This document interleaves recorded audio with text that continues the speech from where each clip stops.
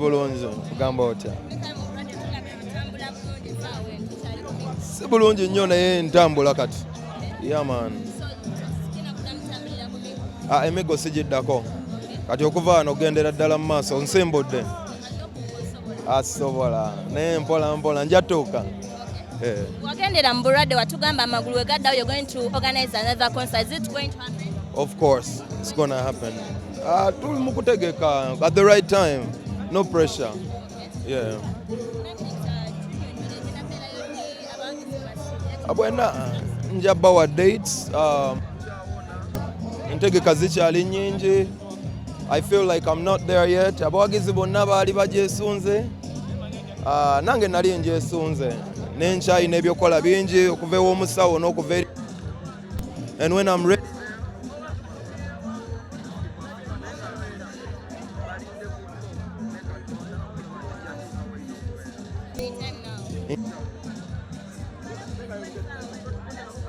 The minister yaganye abantu oyimba mu masomero. What's your take on that? Minister Justice amagezi gembawa tugoberere constitution y'eggwanga. Ebintu ebyo bikome ebyokufuga eggwanga ngeri tayina abantu basobola tula diteeseza. I think amagezi gembawa bonna abakulu abatutwala bayigenga okutuulako wansi. I think ekintu ekyo kimalamu ne parliament n'ababaka amaanyi. Kubanga tubasindika bateese ensonga nnyingi ezikwatako ku ggwanga. So tuveemu ebyo ebintu by'omuntu okuyimirira obuyimiriza eri n'agamba. Me that's kyenyiza obbagamba tugoberere amateeka webwanga kimukosa nga kimuliko akiwa bakiteesaako bakituuleko bakiteeseeko. Eno si nnyumba ya muntu yenna. Uganda ggwanga era libeeramu abantu ab'entegeereza enjawulo. So I think tulina otuula ne tuliteesezanga ng'eggwanga si muntu sekinoomu kugamba bugambi no. Oyinza watya ng'oli wrong. Ogenda tomeza ggwanga ddamba. So ffe tubeereko n'emitwe egy'enjawulo egyogera ku bintu.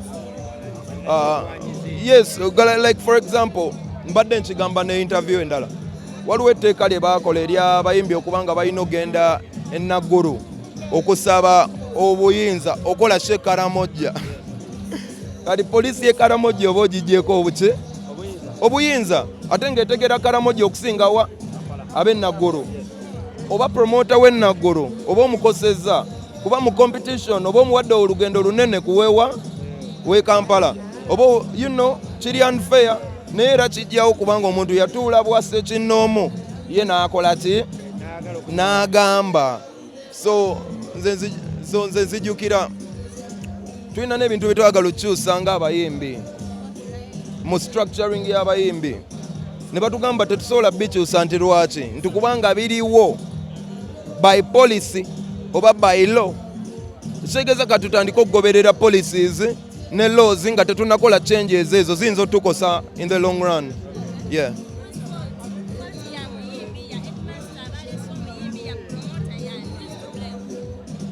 I don't know the whole situation, so sobola ku blaming ono. Tuyinza n'okuba tu blaming nga tewaba default. Otegera kyegamba tetwanguwa nnyo kusala mpaka. Nenze kyeŋŋamba okuba nti minister yavuddeyo n'agamba kino kikyamu tekikifuula kikyamu. Kuba naye bingi byayinza okuba nga abadde alowooza bituufu mu bulamu bwe n'amaliriza ng'azudde bikyamu. Wabula tukyekenneenye bwe kiba kyetaaga okwogerwako bakiteeke we kirina okwogerebwako. Tuveemu ekintu omuntu omu nze bwe buzibu bwe nnina okusalirawo abantu 5,000,000. No, I don't think that's fair. Okay, twalamye kamiliyoni yakutadde mba legends abagano yimba ku kibala yakutimbye. Bosi wange bwaba kati ate ye legend number 1. Kati ayinza okubuulira bagamba set a thief to catch a thief. Kati bw'oba oyagala okumanya legend weebuuza kwani? Kati bw'aba bwe yagambye nze ani awakana?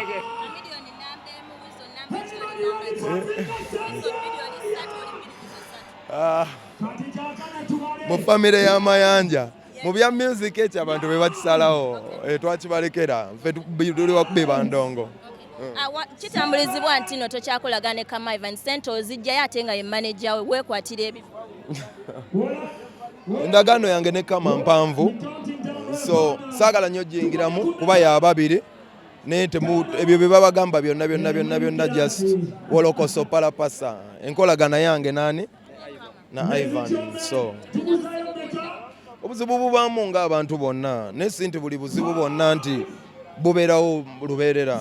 Obuzibu bubaawo ne bukola ki ne bugenda, obuba bulemeddewo era nawo bubaawo, regardless we move. Ate tuneesiba ku bizibu n'ebirungi weebiri. So nedda sina buyinza obwo. Yagwa omu ku bantu abasayininga ku mpapula za King Sir. Essaawa eno twawummuziddwa.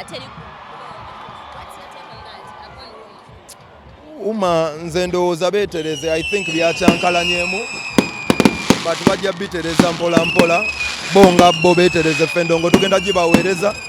Bwe baba nga bakyakunga abayimbi, we tuli tugenda kuba endongo, abayimbi we bali. Amen. Tugere ku nsonga ya Matayo ne Zaakayo.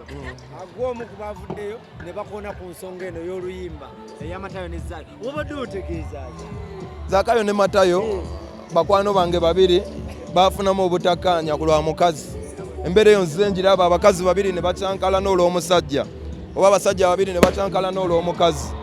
So embeera eyo ne ŋŋamba ke kaseera tugiyimbeko kuba esusse, nga ngezaako okutabaganya n'abalala bakitwalireko ng'ekyokuyiga.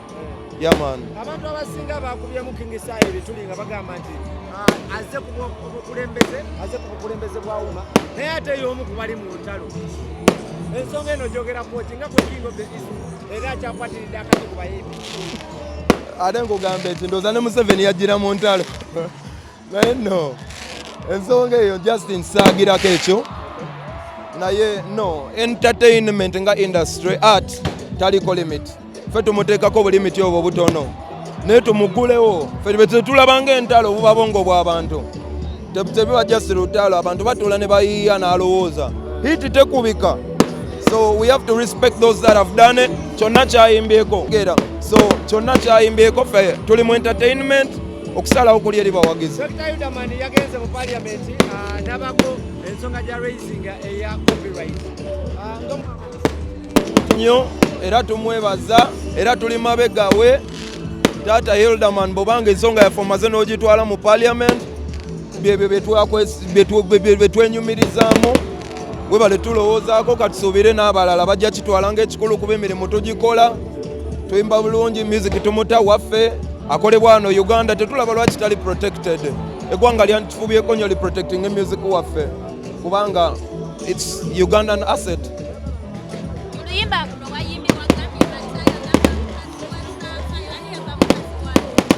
Zaakayo yalina mukyala we, naye nga Zaakayo mukyala we tamulabirira bulungi,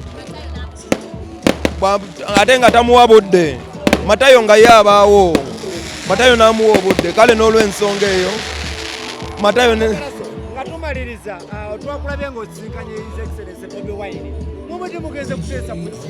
Anze oli kyali wange nga sinnafuuka sita, nga naye tannafuuka sita, ate nga tannatuukayo eyo. Ebyo bitibwa by'alina tubimulabiramu, naye ate twamulaba nga tabiriimu. So bwe mbaye kamokya nkozesa nnyo studio ya Firebase ya Dream, mbeerawo mpulira nti mukulu wange wali wansi, kiba kyampisa na kyaggonje bugenda ne mubongako okuba dyenda era mukulu wange ate kyali wange. Naye nawe yakoledde statement n'agamba nti abayimbi mwefuula bakyalibe, mwafuuka bakyalibe ng'akyanywa akayaga, naye bwe yafuuka kye yafuuka. Kati mumuzalawa n'okumutaba temukyamulaba, ne waayita muba temwagala musemberera, lwaki mukola ekintu? Owaaye abayimbi ffenna tetufaanagana, buli muyimbi alina embeera ze, naye nze oyo kyali wange. Ate olumu ng'etingana limited okubeera ennyo nayo olw'ekitiibwa mwakola ki mwali, naye nga nandiyagadde okubeerako naye ebbanga erikola kikuba nina ebyomuyigako bingi, naye nga nze abayimbi buli muyimbi aneeyogerera ekyo bakyali be bagamba, naye nze simunooma era nze muwa big up zokka. Katonda muteremu obwangu mu birooto bye mwana. Yamaani.